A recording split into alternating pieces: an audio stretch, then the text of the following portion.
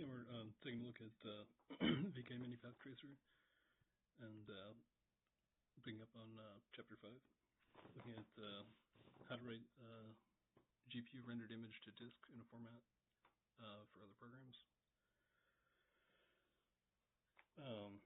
Using STB image write, save a Radiance high dynamic range file, floating point image data with larger range than 8-bit. Can be read by different tools. So you just need to add STB defines and implementation stuff. And then, okay, where's the data?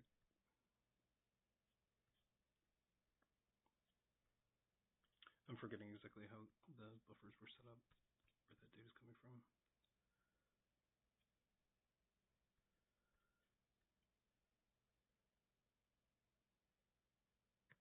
Okay, yeah, right, okay.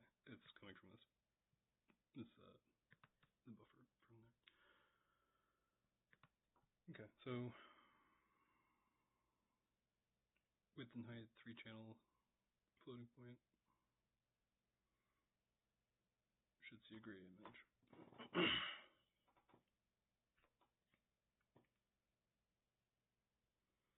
Next we'll be using a shader instead of fill buffer. These files use linear RGB with sRGB primaries and white point HDR files. Use linear RGB colors, while most image editors use nonlinear sRGB by default. That means we wrote a linear color of 0.5. Most editors will be using an sRGB constant of 188 over 255.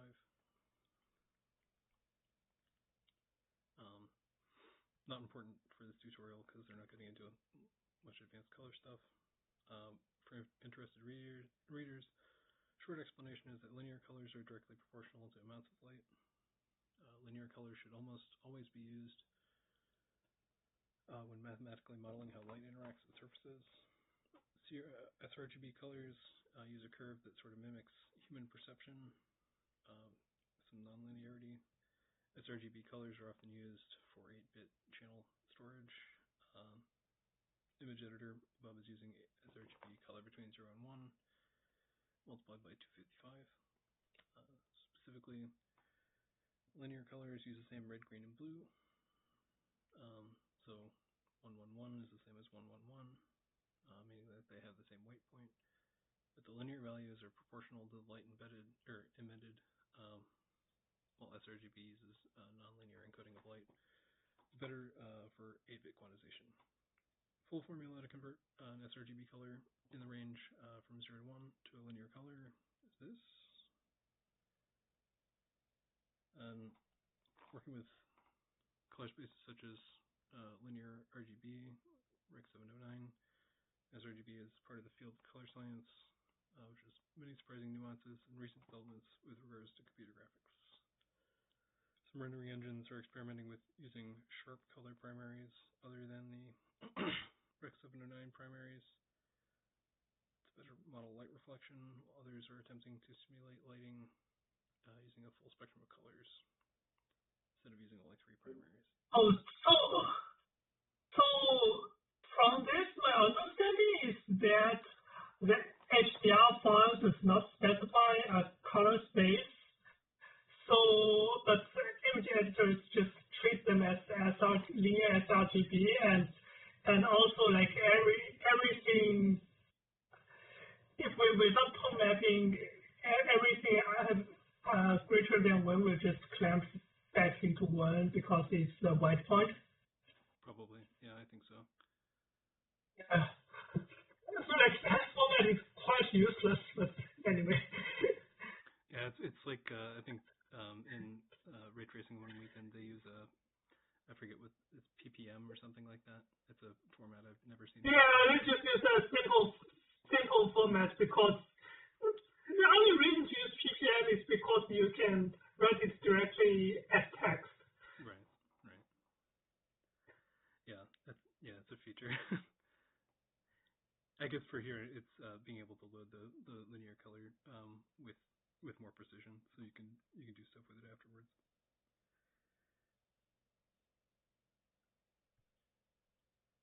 Okay. So right, format doesn't specify color space. It's designed before sRGB. Interesting.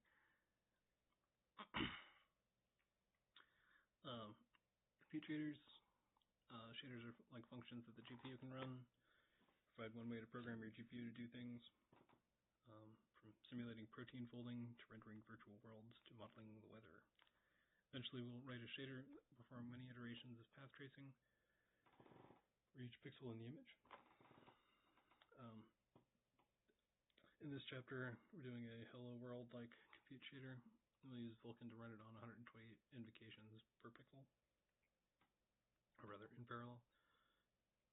The shaders in this tutorial use the OpenGL shading language, GLSL. This is a C++-like syntax. As an example of GLSL, here's the complete compute shader we're going to be using in this chapter. I'll explain as we go through the chapter. Local size specified. Debug printf. I gotta mess with that, the extension for that. I haven't tried it. I've had to use a system like that before, but not that one in particular. I've got reference code in checkpoints /6. This tutorial uses a compute shader with ray queries to perform what usually be done using ray tracing shaders. This might be somewhat surprising, but it saves about 75 lines of code. However, there are some trade-offs. In a later chapter, we'll describe how to perform ray tracing using the ray tracing pipelines. The rest of this section is optional, and readers can skip to the writing a hello worlds compute shader section. So there's just kind of a review of what the different types of shaders are. We've got compute shaders, run using compute pipelines, several types of ray generation, several types of ray tracing, ray generation, any hit, column, closest hit, intersection, and miss shaders for ray tracing.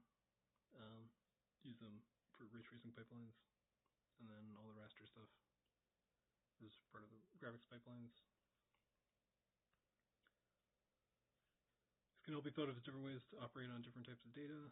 As a result, one can often use one type of shader to do the task of another. In a traditional tutorial using the ray tracing pipeline for ray tracing, we use the ray generation shader that takes a pixel coordinate and traces multiple rays, a closest hit shader that takes a mesh intersection and returns the properties of a mesh at the intersection, and a miss shader that takes a direction and returns the color of the sky in that direction. We then create a shader binding table with records for each of these shaders and use a ray tracing pipeline to launch rays. However, ray queries allow us to perform ray tracing not only from ray tracing pipelines, but also from graphics and compute pipelines. All of our different materials describing how light interacts with the sky and the mesh are included in a single shader, which reduces the amount of code to write. For advanced readers, the trade-offs between ray queries and ray tracing pipelines. There are some challenges to overcome when using ray queries. The GPU lays out threads in a ray generation shader in a more cache-friendly way, which also maps well to how the driver stores Vulkan images internally. Only ray tracing pipelines support callable shaders, which allow shaders to call other shaders, even recursively, so long as one provides the maximum recursion depth. That's interesting. I'm gonna mess with that. Ray tracing pipelines use a fixed rule set for handling networks of shaders, which allows for further hardware optimizations. For instance, this can significantly help in scenes with large numbers of shaders or for different materials. However, for this tutorial, we only have one material type. Ray query approach can run at about the same speed. One can always combine ray queries and the ray tracing pipeline in different parts of a renderer. For instance, one could use ray queries in a compute shader to compute ambient occlusion while using the ray tracing pipeline for reflections or global illumination. The Hello World shader for compute shaders. Next, that's informally GPU invokes the entry point of compute shader for every point in a 3D grid. Application defines how we divide this grid into 3D work groups of equal size. Each work group contains a 3D grid of invocations. For example, imagine we wanted to multiply each of the values in a 15 by 13 array of floats by 2. One way to do this would be to tile the array with work groups, each with 16 by 8 by 1 invocations. This would require a group of 1 by 2 by 1 work groups, using 1 dot per invocation. So covering that. And each element needs to make sure that it's within the bounds of the array before accessing the memory. We could also number the 195 elements in the array with a linear index, and then do a 1D dispatch.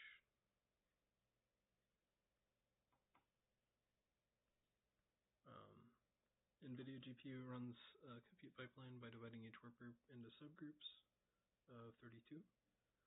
So a good idea to make the number of invocations in a work group multiple of the subgroup size 32. Each 32 invocation subgroup runs using a single instruction multi-thread execution model. All invocations in a subgroup process the same instructions at the same time. To handle things such as branches, subgroups uses a bit mask to keep track of which invocations are active at any instruction. However, each streaming multiprocessor can handle multiple work groups at once, and multiple subgroups per work group with limits on each, which means that it's often better to have multiple subgroups per work group. In case of this sample, moving from a work group size of 8 by 4 by 1 to a work group size of 16 by 8 by 1 gave a significant speed up. Well, they're just multiplying numbers, so I don't know. Just have to test that. The optimal work group size depends on many other factors, registers and shared memory size.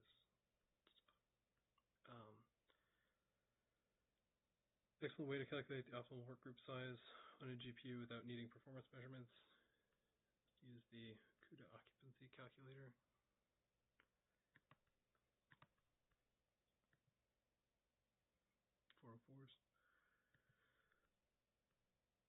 By setting registers per thread, the shared memory per block in box 2, we can see how the work group size affects the occupancy, number of warps that can run at once per SM, which we want to be as high as possible. In this case, the registers per thread to 32, and the user shared memory per block bytes to 0.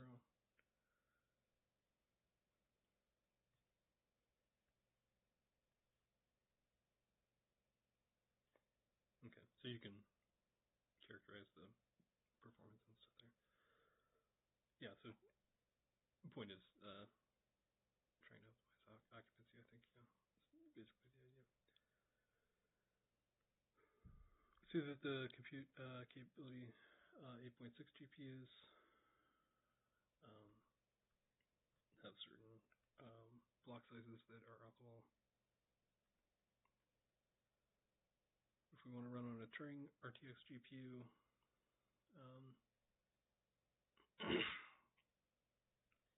yeah, and I guess this is more hardware specific stuff.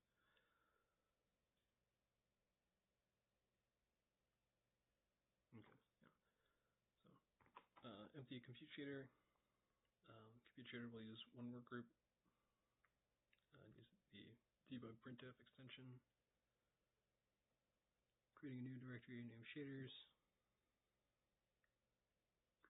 file shaders, the ray trace shader. Regenerate the projects, blah blah blah. Add the main function signature. Should be able to compile and run, and then debug printf. Should see 128 invocations all printing hello world. If you have more details about how this message relay and debug printf ext works below, also visit this page.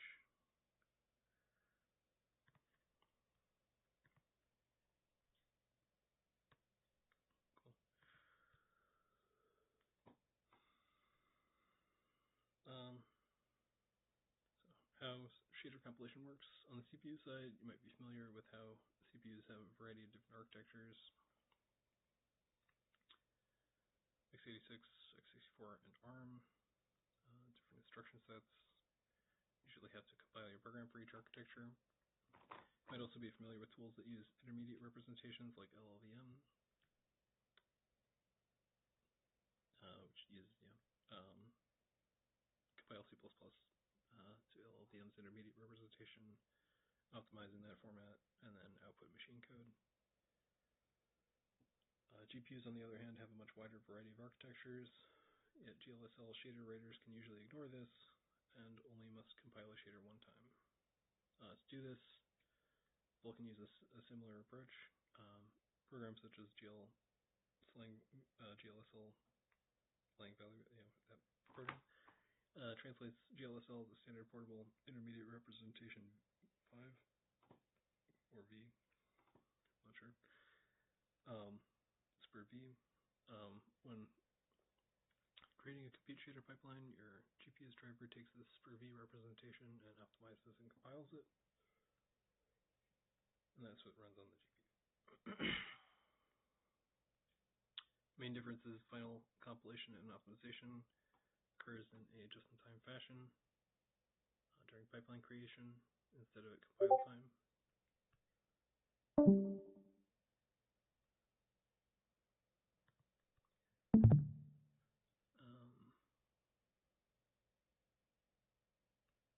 This means the developer doesn't have to compile shaders for every GPU architecture in advance, but also the compiler can apply optimizations that it can only do if it knows some things about the pipeline. But also means that the programs with, say, tens of thousands of shaders can face challenges with runtime compilation. Interested in seeing what compiled GPU assembly code looks like? CUDA includes publicly available tools for disassembling CUDA kernels to assembly, and one can view examples of shader assembly there. So compiling is like that. To compile the shader code to a SPIR-V file.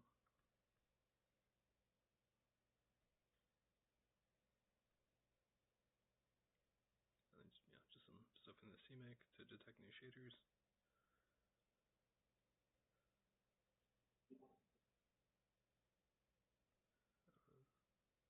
I feel like we can skip this part. Yeah, there's a lot of just setup stuff, yeah. Okay, so... Were you going to say something? Yeah, it's just mostly like in my thing, like I just compile shaders on the fly so I can do shader hot reloading. Yeah, I want to set that up.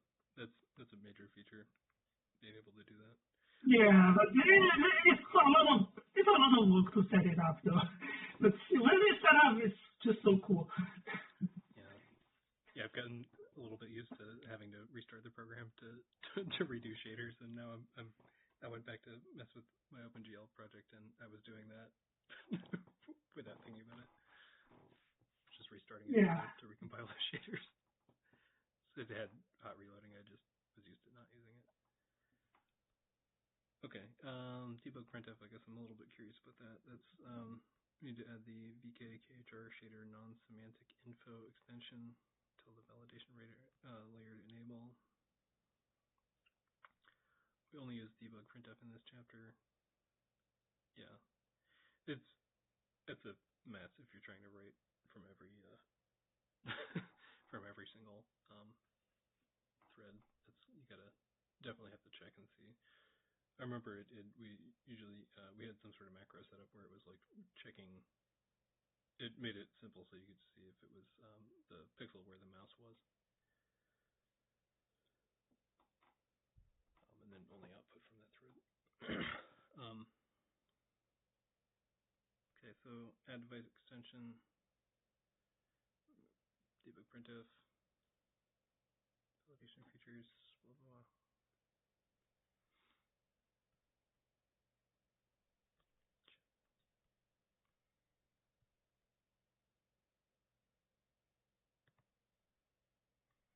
Creating shader module is just loading this preview.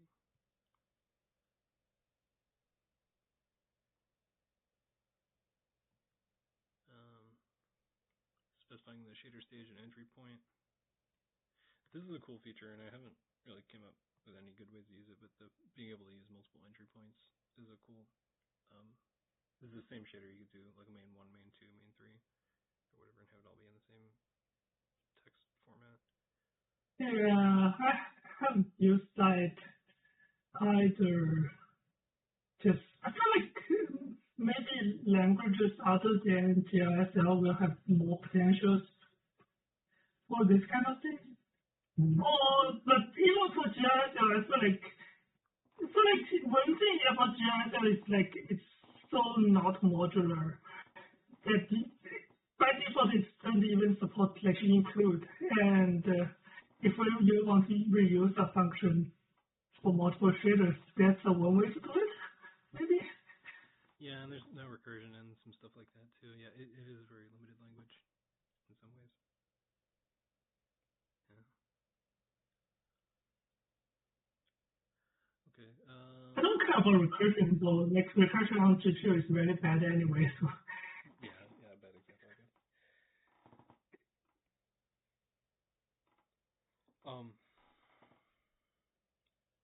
Okay. Passing arguments to functions in C++. Yeah, in C++ you need to pass arguments to functions. Keeping the function analogy, descriptors are one way to pass data to shaders. We don't need to pass anything to this compute shader. We still need to create an FD pipeline layout, which is sort of like defining a C function signature. Here's how to create an FD pipeline layout. You don't have to worry about what the code means, but it is basically just 0 set layouts. Yeah, so it's just empty. Create a pipeline with nothing. Creating the compute pipeline using this stuff.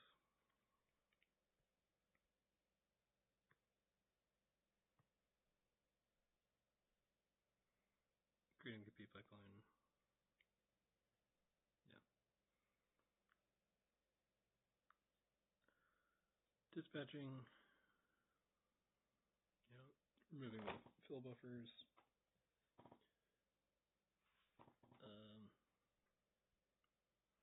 Find the pipeline and dispatch it.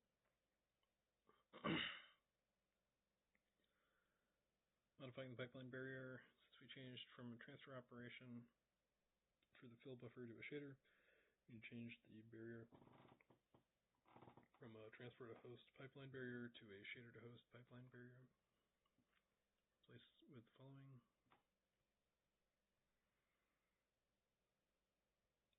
So the host read needs to, yeah, okay. Destination is host read, source is shader write. Just have one of them. That's all it is. Cleaning up. Finally, make sure to destroy objects we created in this chapter at the end of the program just before calling VK free command buffers. We had the following. Still destroying cleanup stuff. Okay. Some validation stuff. Okay, yeah, fix the warning message. You can create a VK layer settings.txt, the working directory.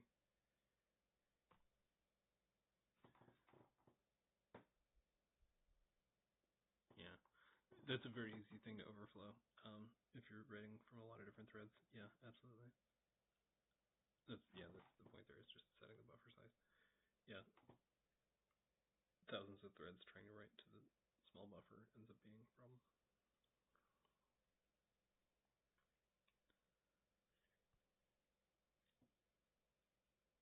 Okay.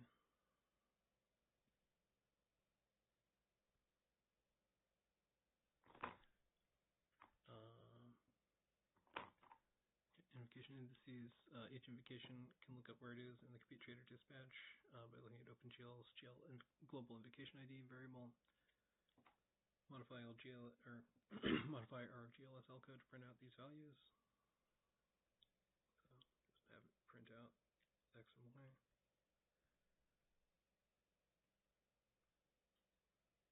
They all run in parallel. Should see some output.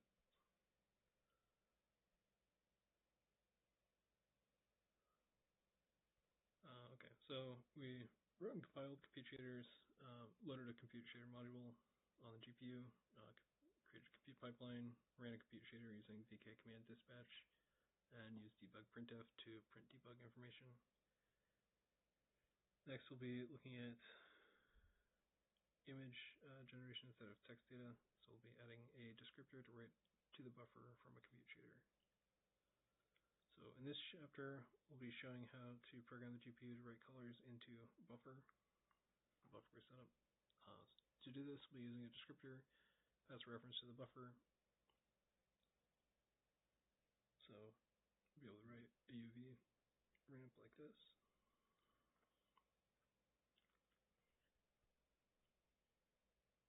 Okay. So it looks like a lot of basically setting up descriptors and this stuff. Okay. Previous chapter, we used the analogy as shaders are like functions. This analogy, descriptors are like pointer arguments. This is referencing data that the function can read or write. However, descriptors are a bit more flexible than pointers. For example, descriptors can reference subranges of resources, like a range of data in a buffer. An application can bind sets of descriptors all at once using descriptor sets. Descriptors take up memory, so need to be allocated from descriptor pools.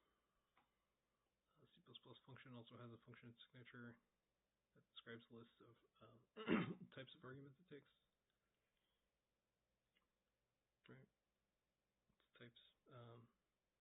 Like function signatures, Vulkan pipelines specify the types of descriptors using descriptor set layouts.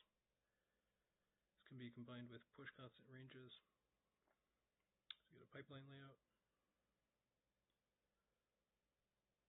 that specifies all the resources that the compute pipeline can use. In other words, there are 5 types of objects involved. There are descriptors, which point to resource ranges, descriptor sets, which contain sets of descriptors, descriptor pools, which is for allocating the descriptor sets, descriptor set layouts, which is like a function signature excluding the push constant ranges, and pipeline layouts, which include all of that, including the push constants. So, as an example of how this works, in this chapter, we're using storage buffer descriptor for the VK buffer. Later, we use descriptors past the storage buffers and one acceleration structure. In this latter case, here's what we need to do. We need to describe the function signature by creating a descriptor set layout. Create a descriptor pool with the space for 3 storage buffers, and one acceleration structure descriptor. Allocate one descriptor set, matches the layout. Write the values for the descriptors in the descriptor set using update descriptor sets. Create a pipeline layout from the descriptor set layout using VK create pipeline layout. Use pipeline layout when making the pipeline. And then call VK command bind descriptor sets with the descriptor set layout and when recording the command buffer to make VK command dispatch. Use this command that has to be recorded to the command buffer before the dispatch so that it's available for that dispatch. However, because our setup of these 5 objects is not too complex, they have a descriptor set container, which makes this a bit shorter. Okay, so just some abstraction there. Right. Dulkin's model for binary arguments to functions is extremely flexible. One can use the same pipeline layout for multiple pipelines, and that descriptor sets, which are sets of pointers to arguments in this analogy, can be used across multiple different pipelines. In fact, one can even bind multiple descriptor sets at the same time. For example, Shader could use the storage buffer from set 0 and a uniform buffer from set 1. Vulkan 1.2 added the ability to work with very large binding tables and physical device addresses. This allows applications to do things like referring to the resources using table indices or pointers and storing these references in buffers or passing them as pushconf. So talking about descriptor sets and command buffers, to bind descriptor sets to a pipeline bind point, as of this writing, there are only graphics, compute, and ray tracing bind points. We add a VK command bind descriptor sets command to the command buffer when recording. When called with VK command bind point compute, this tells the command buffer, use the descriptors in these descriptor sets for the compute pipelines until I bind different descriptor sets to this pipeline bind point.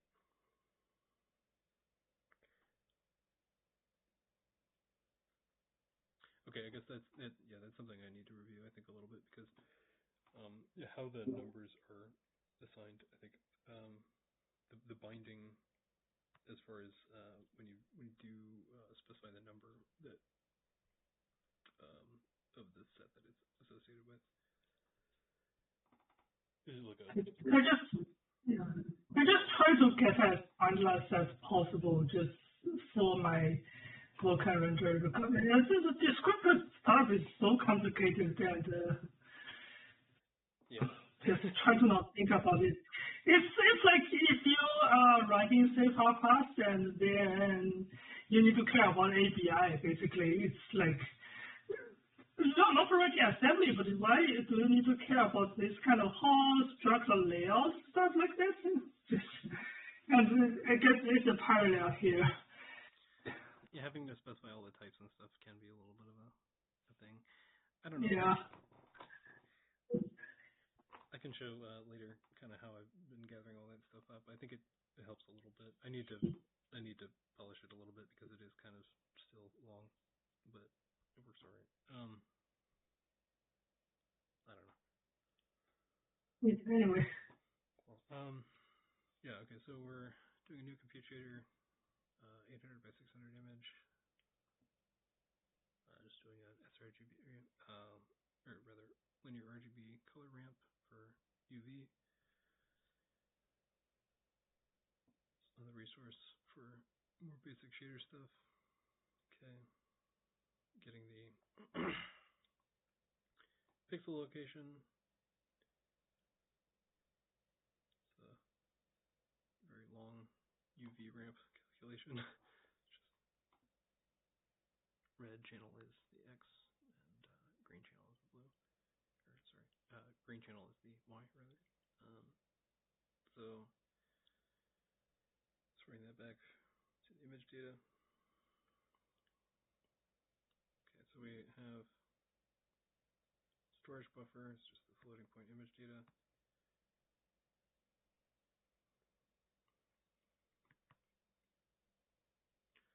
GLSL acts like C for the most part, but it also includes vector types. Yeah, that's basic GLSL type stuff. And how to, yeah, it's an interesting mix of very, very basic stuff to be covering.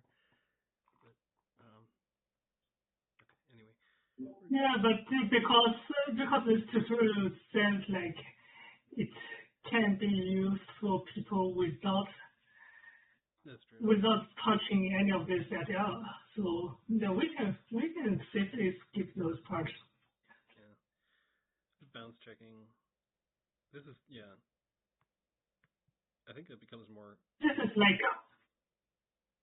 every computer shader or like the program has something like that. Usually. Well, I think it becomes more important too when you move to mindless stuff, because I don't know how much the resources are actually managed at the API level. You might step on other resources and stuff.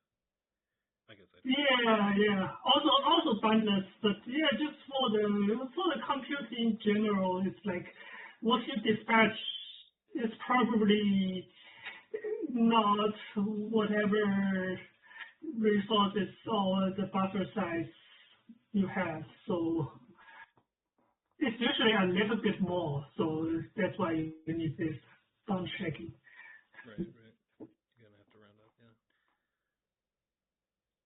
Color and writing the values to the buffer. It's pretty simple.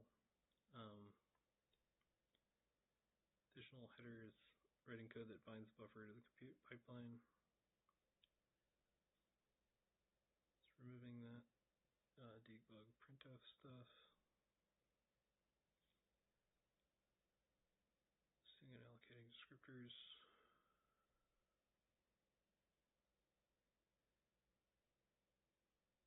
Okay, so they have some utilities for doing the descriptor set stuff.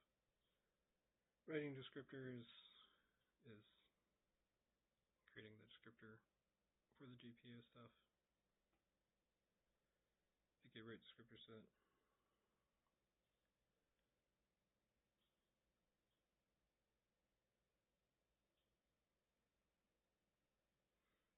Okay, remove this code, blah, blah, blah. Okay, creating a pipeline with this pipeline layout. Finding the descriptor set and dispatching.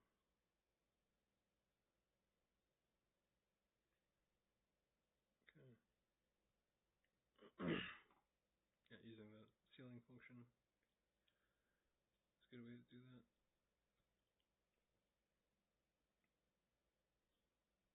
Okay. Replacing the destroy pipeline layout with a deinitialization with the descriptor set container.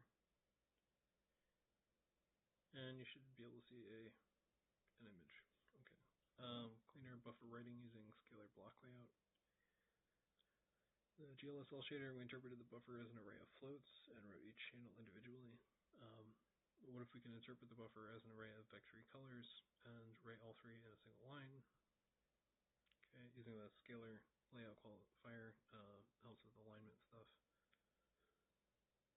Because otherwise vec3s are going to have to be vec4 aligned, well, depending on the buffer layout stuff. But anyway, scalar block layout skips that, so you just do vec3s. If we don't use scalar keyword for historical reasons, GLSL interprets, right, as if it were padded. Okay, glitch effects using different layouts. The good idea to use scalar whenever possible in new code, but it's possible to create interesting glitch effects by purposely mismatching data layouts. Here's what it looks like if, on one particular GPU, if we didn't use scalar using undefined behavior. Please note that this access is out of bounds memory because it's not using the scalar layout qualifier. It causes the GLSL compiler to think that vec3 members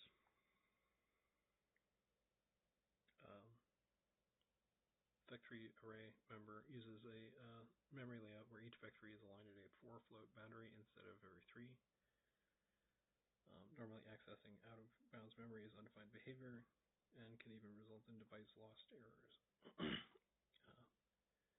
Remember in the good old time, we just tried to make everything a vec4, and like if you have a vec3 and a float, they just call it a vec4 and use a W channel for something.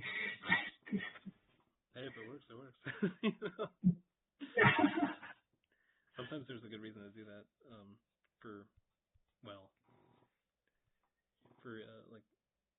What is it? Some of the HDR formats for color stuff, like R9 was RGB 9E5, is where they keep the separate scalar. Yeah. No, I know what you mean though. It is nice to have the scalar block layout. You don't have to worry about any of that stuff.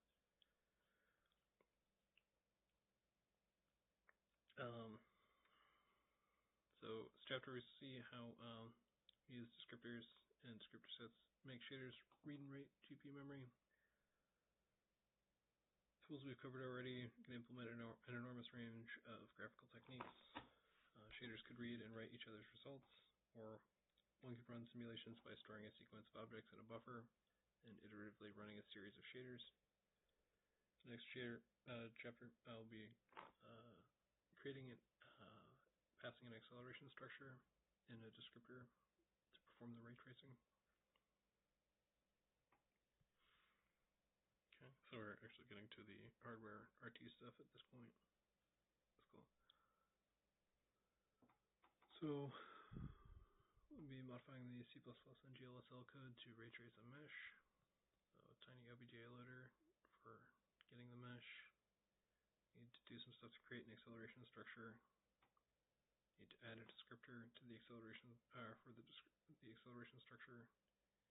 Need to modify the compute shader to use ray queries and ray trace a mesh. Find the reference code. Chapter 8 directory. This chapter uses 3 additional headers. Use standard array. Tiny OBJ loader.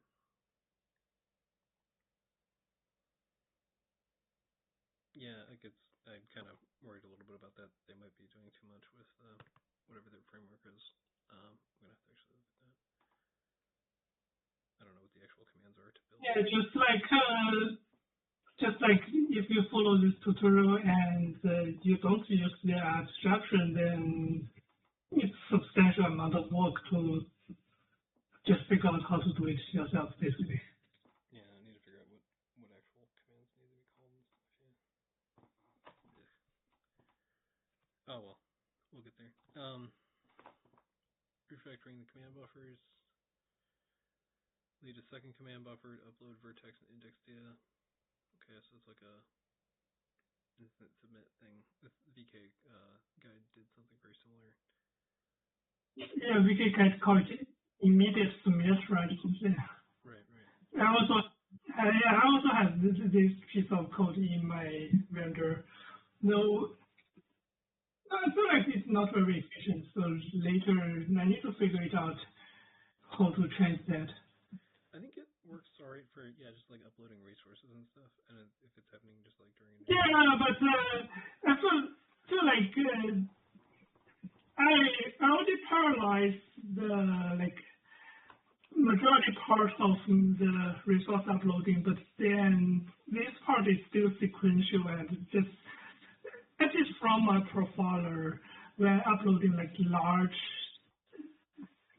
thing with a lot of textures, that's significant amount of time just uploading textures one by one to the GPU, which is really inefficient. So need to change that.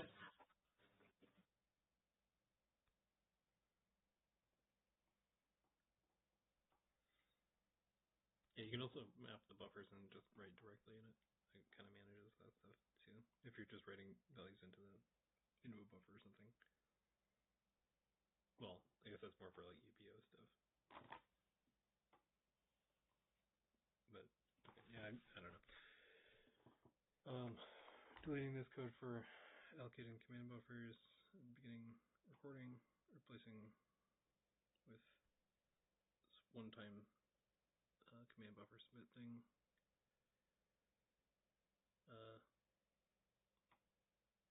And they just have the wait and free thing. Okay.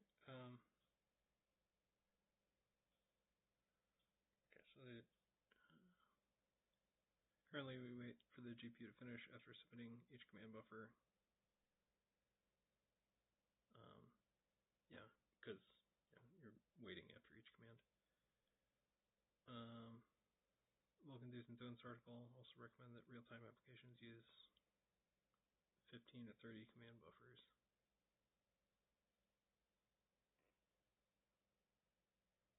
5 to 10 VKQ submit calls per frame.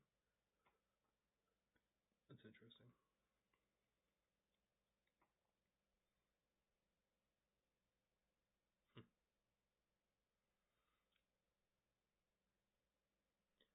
Triangle meshes, blah blah blah, loading meshes. Seen that before. It's just vertices. Okay.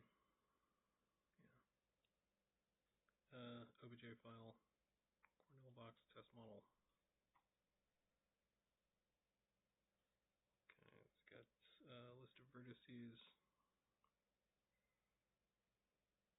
You get the indices, the mesh, so I get vertices and indices.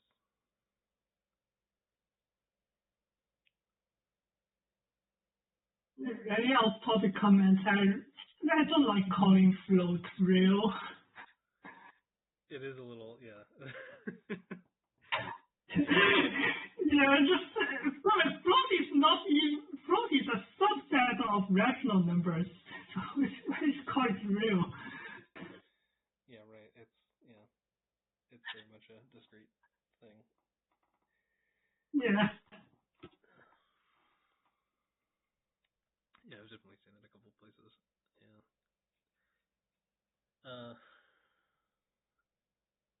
Okay, looping over all the indices. Okay, so vertices and indices of the mesh. This isn't a complete OBJ file importer. Blah blah. Okay, uploading the data to the GPU, creating a buffer with the data. Okay. Create a command buffer, record instructions, upload the two arrays, and then end the command buffer and wait for it to finish. Call the create command pool, add the following code to start the command buffer. Okay, so this one-time submit thing. Allocator.create buffer. This is, it is a little strange because I think the VK guide approach doesn't create it each time. I don't think. Does it? Or I guess I have to look at that again. I guess I don't remember it creating it each time, but I don't know. Yeah, all right. Create buffers to record command buffers and create and upload the data. We also need to specify how we use the data. Get the device addresses. Use them as storage buffers.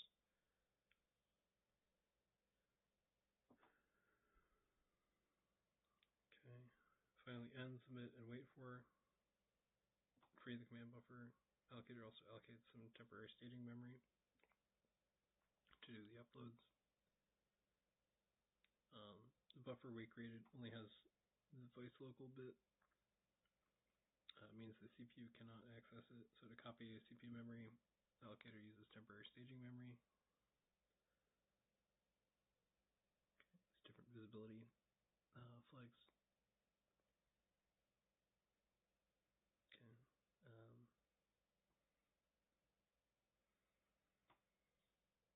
VK command copy buffer tells the GPU to copy the data from the staging buffer to the GPU local buffer.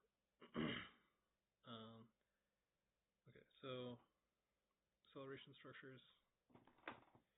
And the GPU traces array finds places where the array intersects the scene. You might want to find the closest intersection for things like opaque surfaces, all intersections for things like transmission, or the closest intersection that satisfies some condition. For scenes with alpha cutout textures, where some parts of polygons are invisible or masked. Suppose for the moment we only want to find where array intersects a mesh. One way to do this would be able to take every triangle in the mesh, test if array intersects the triangle. To be inefficient, a scene might have 50 million triangles, and every pixel of a 4K image would require more than 414 trillion. I feel like we all know about those parts. Just we can skip the theory, just to see how it's. Yeah. So acceleration structures, plug in. Okay. RT core is blah blah blah. I think the basic idea is that it has hardware instructions for bounding box and triangle intersection. I think that's. Yeah. Also, like has just, I think acceleration structure is driver level, but anyway, it has just basically have API calls for acceleration structure that we can just use rather than building our own.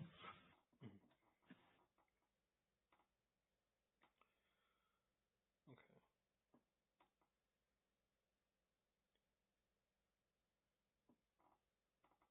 Okay, so there's described above as an acceleration structure for a single mesh. Usually there's many meshes in a scene, including multiple instances of the same mesh with different scales, rotations, and positions. So ray traces quickly. You can use it instancing system. So 3 bottom level BLAS structures and a top level acceleration structure that includes 4 instances. 2 instances point to the same BLAS. This could be used to include multiple copies of a model, potentially with some variation, different places in a scene.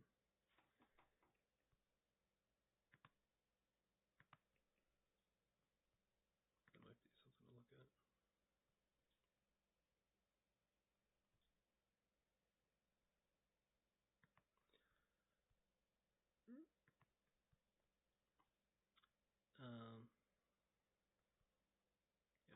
More specifically, Vulkan ray tracing uses 2-level acceleration structure, BLAS and TLAS. So BLAS is the acceleration structure on triangles or bounding boxes of procedural objects. That's interesting. Potentially non-triangular stuff going on. I am curious to see what the actual API commands look like for how you can do stuff with it. So I'm not sure about Vulkan because I haven't experimented with it yet, but for optics,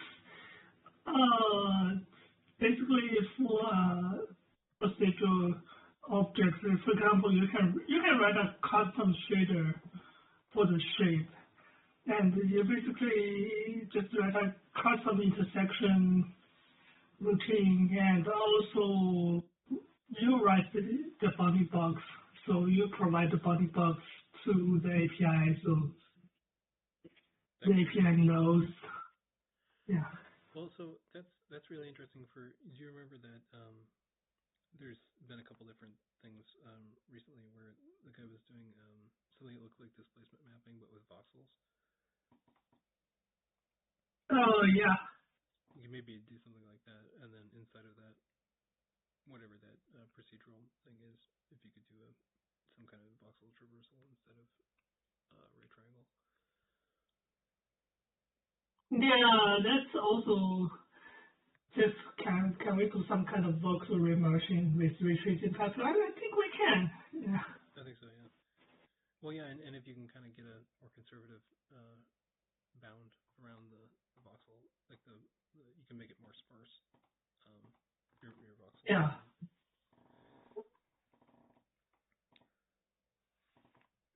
Okay. So Vulkan ray tracing, blah, blah, blah, blah, blah. Instances include a transform, position, rotation, translation, and skew using a 3x4 affine transformation matrix. So instancing with TLAS it's possible to include multiple copies of the same mesh, making multiple instances point to the same BLAS. However, you might want to have multiple copies of the same mesh with different instances include information that make this possible. Each instance can contain a 24-bit instance ID and a 24-bit shader offset index. Both of these can be accessed from ray queries. Shader offset indices have special meaning when looking up shaders in shader binding tables and ray tracing pipelines, not ray queries. Okay, so that's the offset index is not actually relevant here, I guess. But the instance ID is what you would use if you wanted to have different behavior for each instance. Okay.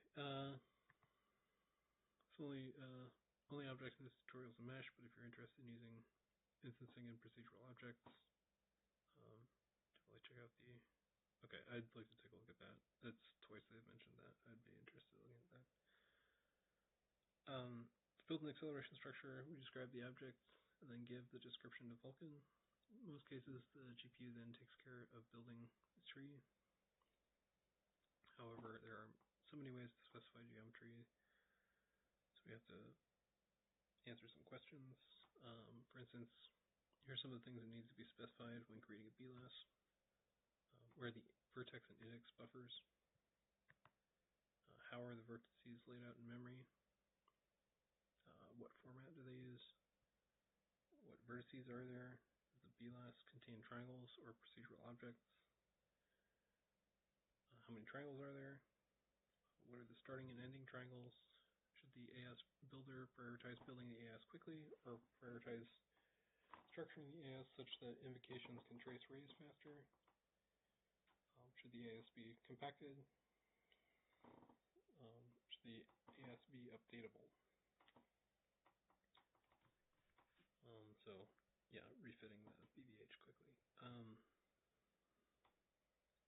When creating the TLAS, we need ray tracing builder KHR. Make use of a list of instance objects which require less specification. So was that? Shortcut.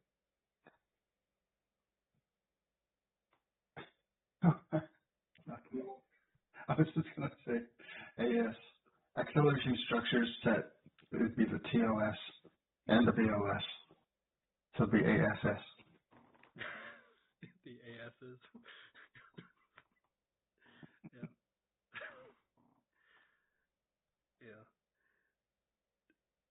Well, so what's interesting is BLAS actually also doesn't.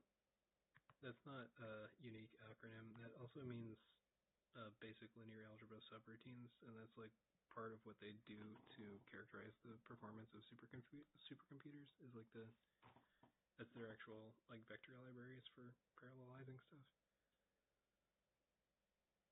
So okay. Yeah, I saw that before, and then I saw them start using it for the hardware ray tracing stuff, and I was like, all right, well that's confusing and in a not super distant context either. So that's thank you. Yeah, there are a lot of this kind of stuff. Like one thing I can think about is CFG. Like CFG can mean context-free grammar and also control flow graph, and you can definitely imagine that they can coexist in a single code base, right? Well, right, and then also CFG is kind of shorthand for config or configuration or any number. Yeah, config. So you have three things that competing with this acronym that can exist in a single compiler code base. I think the past 10 years, maybe 15 years, we've gotten really, really sloppy with that stuff. Yeah. A lot of medical stuff is getting really bad about that too. Like they'll just coin a new acronym for some very like specific disease or something. It's like, talk to your doctor about Yeah. PF or whatever. It's like, Like no, all the medical stuff and the psychology stuff gets very abuse acronyms. But also, it's like it's also just English as a language has this limitation. You either have really long, also coined word or phrases, or you have acronyms. So. We also have to think about the context in which you're hearing those things, because it's definitely with commercial intent. It's instructing you how to, how to tell the doctor what to charge you for. Anyway. Is your UAT bothering you? We are still recording, so let's maybe go back to the trading of BLAS structures. We've got a vector of BLAS input objects, which is part of their builder. So really not actually explaining how we're doing this. But so they're filling out some sort of struct describing those objects. So to create that, we'll need 3 objects. Use a VK acceleration structure geometry triangles data KHR, which specifies where to find the vertex and index buffers. I'm curious if you need vertex and index, or if you can just use a list of vertices. Let's take a look at that. I'm not sure, but it's usually a good idea to use index buffers anyway. Yeah, I think it's better. So it's more efficient, definitely. Memory stuff. Yeah, it's better form to do that. VK acceleration structure geometry KHR points to the first object and adds geometry flags. Okay, so for this one, it's just no transparent surfaces. Acceleration structure build range info KHR specifies a range of data to use, including the number of triangles. It's possible to use this AS builder to say, including the first half of the triangles, use constant value to all indices, or add a constant value to all indices, or to look up transformation matrix to apply from another buffer. Yeah, but mostly using default settings here. So to create the VK acceleration structure geometry triangles data KHR, defining a vector of these BLAS input objects. Okay. Describing the objects. Got vertex format is 3 32-bit floating points, signed floats in XYZ order. Vertices are found at the vertex buffer address. The stride is 12 bytes. Vertices 0 through the list of the size of the list. Division by 3 is because OBJ vertices is a vector of floats. Okay. Index format is VK index type uint32 for uint index buffer, and where to find the index buffer. There's no transformation matrix specified. Using 0 to use the identity matrix. Okay. Is this equivalent to null? I guess I haven't used device address stuff enough to really know. I think so. That would make sense, because I think that's yeah. I use the BDA a lot in my vocal render, but also it's because I haven't touched it for so long, I just forget. Yeah, it's easy to do. Yeah, I've been hating the idea of getting back into programming. I don't know. I've been working on some other stuff, and it's been difficult to get back into looking at the computer screen for extended periods.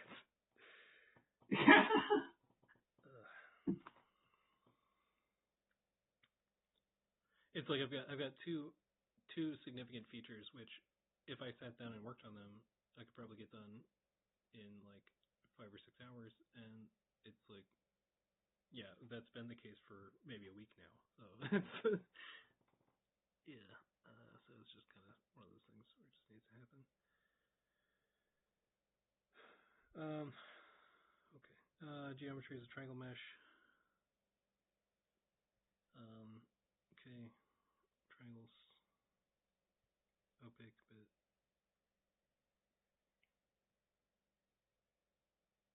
okay. Triangles. So it's got to take that struct. Okay. So this is actually not terrible because we're actually using the Vulkan types, the KHR extension types. We're not using the NVVK stuff so much.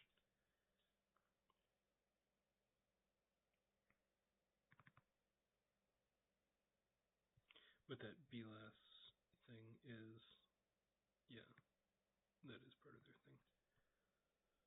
Okay, so it's, yeah, there's going to be a little bit to getting that working. Okay, as mentioned above, we don't need any of the features of this structure for the offset. The only field that is not 0 is primitive count, which is the number of triangles.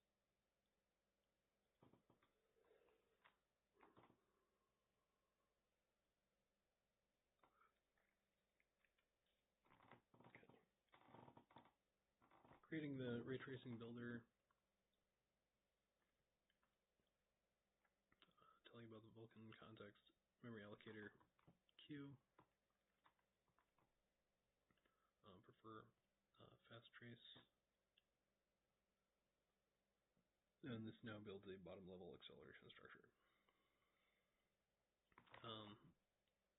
Creates, records, ends, submits,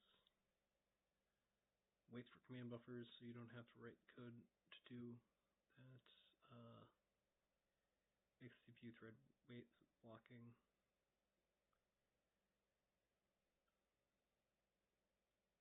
Okay. By adding 1-bit flag, it's here possible to compact BLAS and reduce the amount of memory it uses. Wonder if there's any trade-offs there. Okay. Creating a TLAS. We've got a top level acceleration structure. It's an acceleration structure over an array of instances. These place BLASs within a scene. Each instance points to a BLAS and includes transformation matrix as well as several other properties that can change the appearance of the BLAS. For instance, if we wanted to place several copies of the objects, different materials, we could create several instances where each instance points to the same BLAS, but with different transform matrices and different shader indices. We define each instance using VK acceleration structure instance KHR struct. This has 6 fields.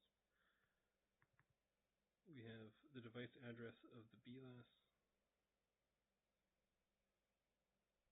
Okay, so the struct defining the instance takes the device address of the BLAS on device memory.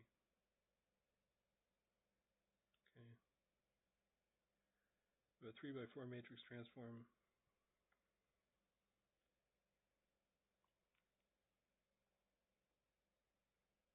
Okay. Custom index is a field we use to store an arbitrary 24-bit number. When a ray query intersects a BLAS, we can access this number. So we set that 0. Instance shader binding table record offset. Designed to store an offset for looking up material shaders, changing how light interacts differently with different objects. This directly affects the control flow of ray tracing pipelines. However, we're using array queries, so this can also be an arbitrary 24-bit number. Like instance custom index, this is accessible using,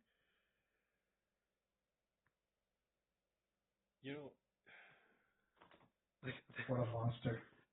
they've got some of these I don't think would fit on a single line in some old text editors. What a bunch of horrible, horrible people. it's also set that to 0. VK geometry instance flags KHR act like geometry.flags. So we've got opaque bit, force opaque bit. It's technically slightly different. Okay. Disable culling, disable backface culling. Okay, so it's only going to accept hits from one side, or not. If you want to accept both sides, then disable the culling. Enable this because the square shape at the top of the ceiling represents a solid surface, but it's 2 triangles. And I guess they didn't line it up right. If you only want the one side, I guess, well, it doesn't matter. Mask is an 8-bit bit mask. It shows up more in 8.12. For now, it programmatically lets us select a set of instances to trace without rebuilding the TLAS. Oh, interesting. So it's skipping pieces that don't pass some kind of bitmask test. So if we had 0FF, we'll include every instance in every ray trace. Okay. That's interesting. Okay.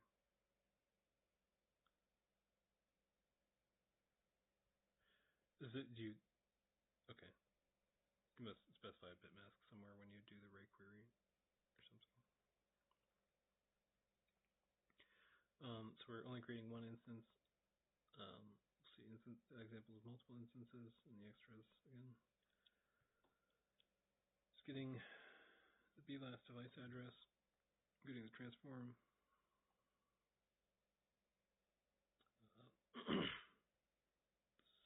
Some numbers, setting to 0.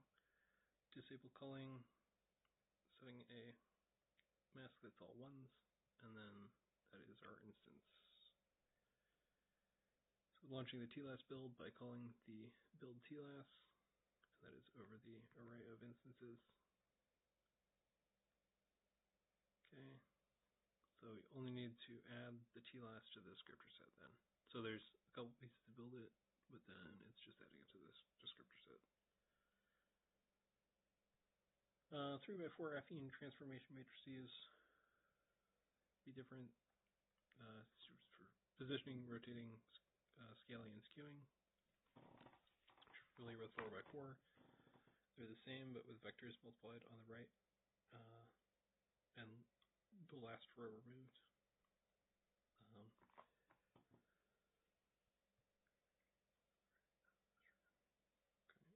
When using instance.transform matrix M, instance acts as if all vertices have the same have the following transformation applied.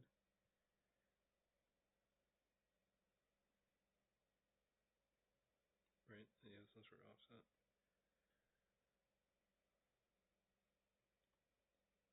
I feel like that's kind of a little bit weird way to explain that. I think another way to explain that is just treat affine transformation as a 4x4 matrix, but the bottom row is always like 0, 0, 0, 1, so we just don't store them in memory. Yeah, I'm wondering if you actually save that much memory here. I guess you're looking at something where you'd be dealing with a lot of instances. Yeah, just save like 1/4, which if you have a lot of instances there, it adds up. Yeah. Yeah, that's true.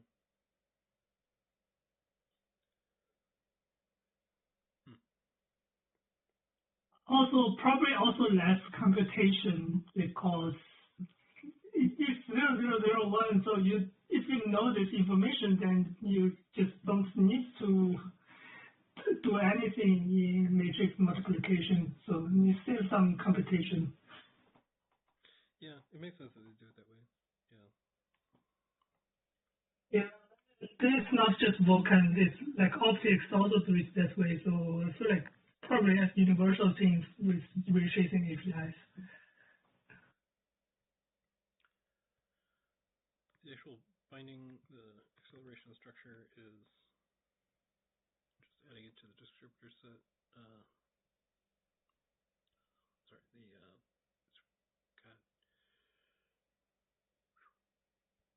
Can't remember. I can never remember the name of these things. Yeah, so it's descriptor set. It's not the descriptor. It's not the descriptor set. It is the descriptor set layout. Is what it is. Okay, so we've got that binding added.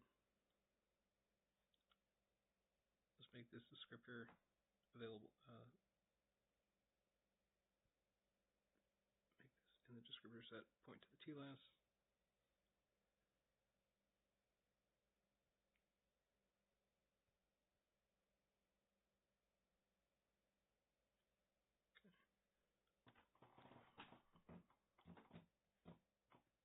So we write a descriptor set with the buffer in the first set, and then the acceleration structure in the second set.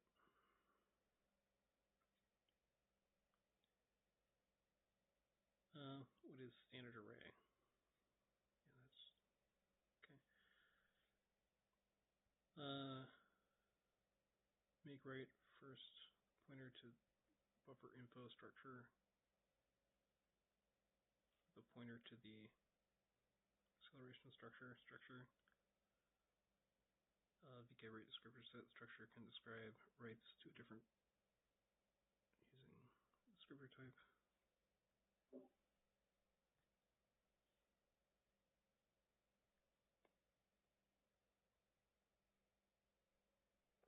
Okay, so some cleanup stuff. Destroy the index and vertex buffers. So that's all the C++ code. Okay, I need to add the array query extension to the GLSL.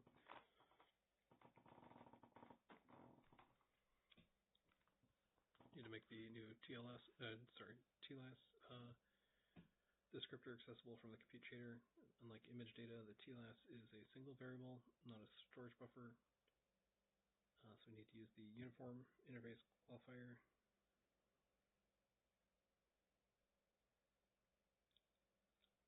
Okay, so far we've declared two things describing data that can pass in or out of the shader. One is named storage buffer, and the other is called TLAS. Here, layout binding equals 0, set equals 0 scalar, and layout binding equals 1, set equals 0 are layout qualifier, and buffer and uniform are storage qualifiers according to the GLSL grammar defined in the GLSL specification. Every variable either has or does not have a storage qualifier. This describes how variables can be accessed. For instance, the TLAS has the uniform storage qualifier, and it corresponds to an acceleration structure, which is initialized through the API. Shader indications can read from, but not write to it. So it's uniformly presented to all shaders in a read-only way. Variable vec3 array origin has no storage qualifier. Shader invocations can read and write to it, but the API cannot access to this variable. Variable const uvec2 pixel can't be changed once set. Basic stuff. Buffer variable is stored in a buffer object, and that means it can be read and written from. Variable with the in storage qualifier comes from another pipeline stage, and without goes to another pipeline stage. Section on this in the GLSL specification. Okay, it's possible to have interface blocks. such as storage buffer, which are blocks of variables handled collectively, which all get a storage qualifier. For instance, the unsized array image data is part of a storage buffer, has the buffer storage qualifier. These are specified in the interface blocks section.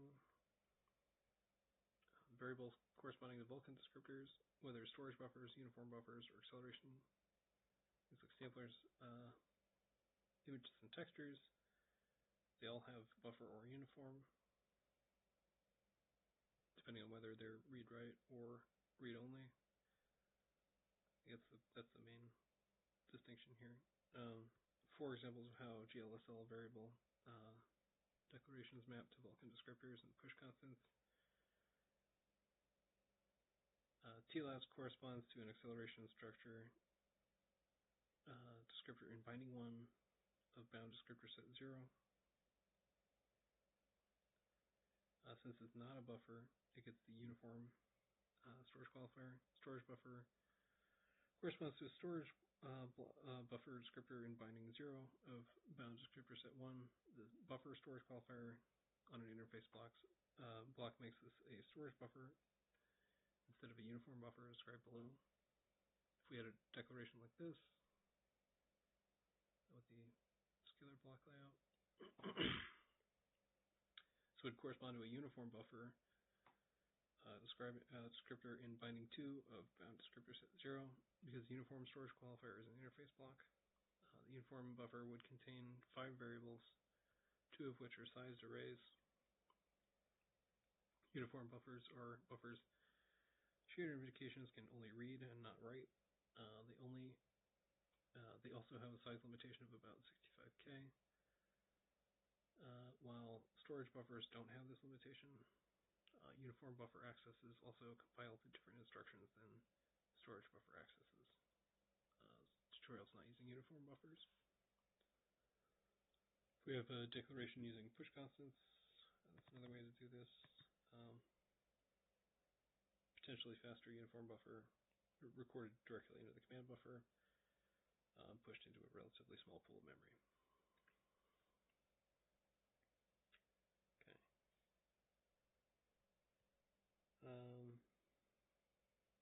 Okay, we've got just a little bit left on this chapter, and then I think maybe we can call it.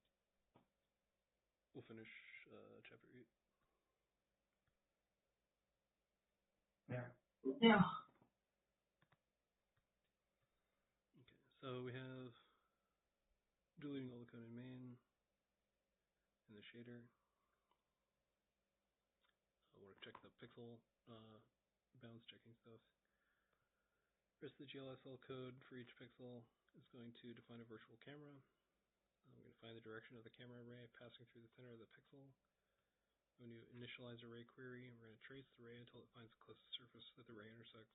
We get the T value of the array, turn the T value into a grayscale color, and write the grayscale color into a buffer. In Vulkan ray tracing, the array is defined by its origin O and its direction D.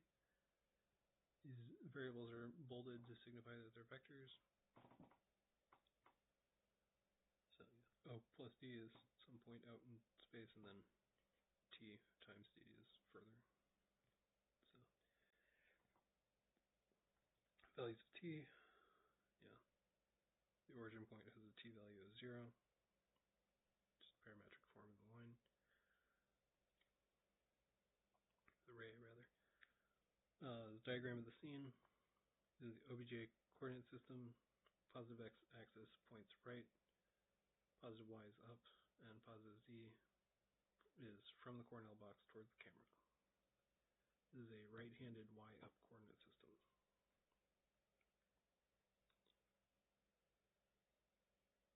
We'll ray trace the scene using a virtual camera located at negative 0, 0, 1, 1, 6. In other words, we'll render the scene from that point of view. Camera is a pinhole camera, so we're going to say that they have a common origin. Okay, figure out the direction for each pixel. Imagine placing a computer screen 1 unit in front of the camera origin with a resolution of the X and Y resolution of the image. Each ray will start at that point and pass through the center of each pixel. We'll find the vertical field of view of the camera by saying that the screen extends from y equals 1 minus 1/5 to 1 plus 1/5.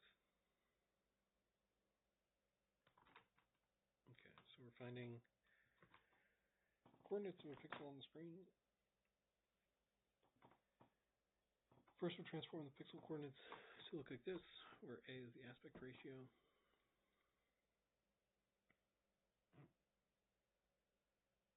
Okay, so we're getting sort of a uniform starting location based on the UV. Centered at 0, yeah, right, okay. Blah, blah, blah.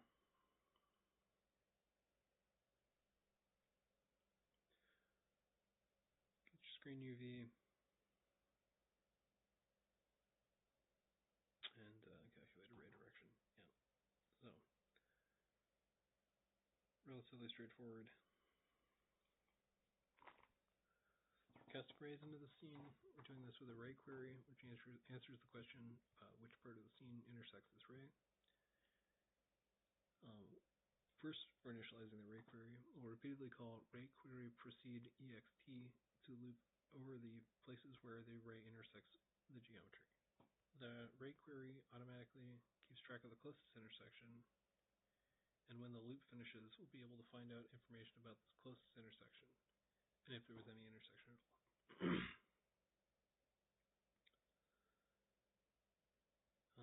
Best place to look is in the spec for array queries. To initialize the array query, we'll call array query initialize ext with the array query object, the TLAS, the array flags, which allows to customize or speed up the array or the search for intersections, and can override instance flags. We'll use GL array flags opaque ext, which means that there is no transparency. We're going to skip any sort of alpha testing. Can specify an 8-bit array mask, which corresponds to the instance 8-bit mask. So we have array that can only intersect the instance if 1 bit is shared, between those two masks. This means if they're ANDed together, you get a non-zero value. This means you can divide instances into 2 levels of detail, for instance, and tell arrays to only trace particular levels of detail. That's really interesting. That's a system I was not aware of. Because you can use those bits as like, only show me the bottom 7 bits. Yeah, that's an LOD is kind of an interesting application there. Okay, so array origin, T value, it's minimum, T minimum, and array direction, and maximum T max. T min and T max let you window the search for intersections, so you're only looking between those ranges, those distances. The instance mask was part of the VK acceleration structure instance KHR, which created in 8.6.3. Default value is 0xFF, which is why all instances have a mask of 0xFF in this tutorial. It's not using the feature, really. So creating this object in the GLSL code, we are calling array query proceed ext in a loop. Normally, every time we call this function, it proceeds to the next intersection and updates the committed intersection, which is the closest accepted intersection so far. Array query proceed ext returns false once we've iterated through all array scene intersections.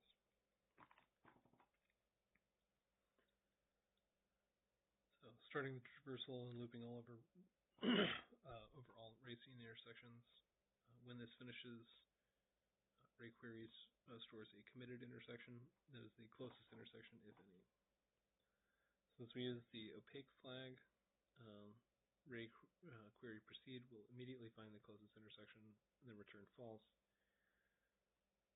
without without executing any code within the block. Using a while loop here, though, helps avoid errors. It makes sure that the code will be correct even with different flags. We'll see how to use it creatively in the next chapter. The raycast is now finished, and rayquery stores the closest intersection. That is the intersection with the lowest t value. This code gets the t value.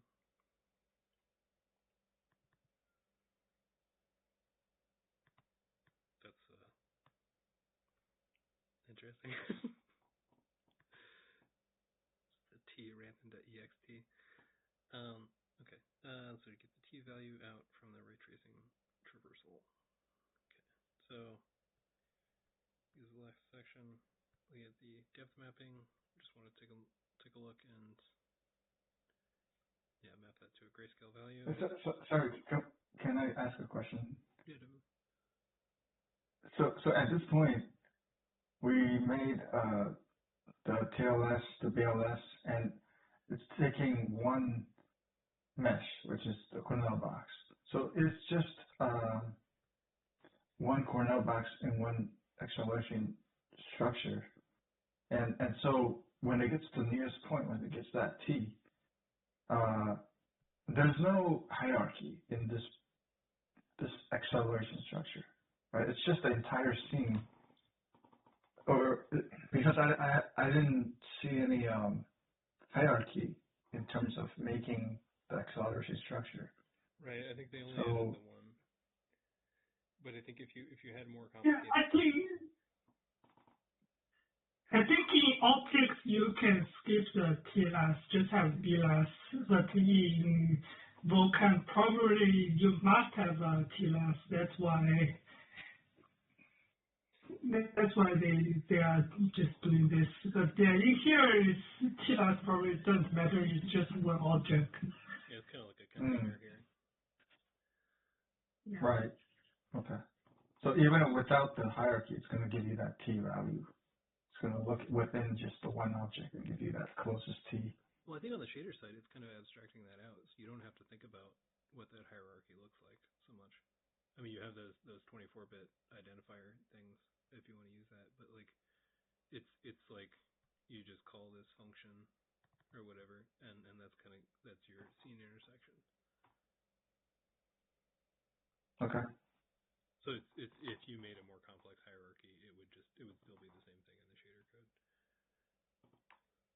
It wouldn't make it any faster, would it? Well, I think so. You would need to introduce more objects and stuff into the scene if you were going to make a more complex scene, right?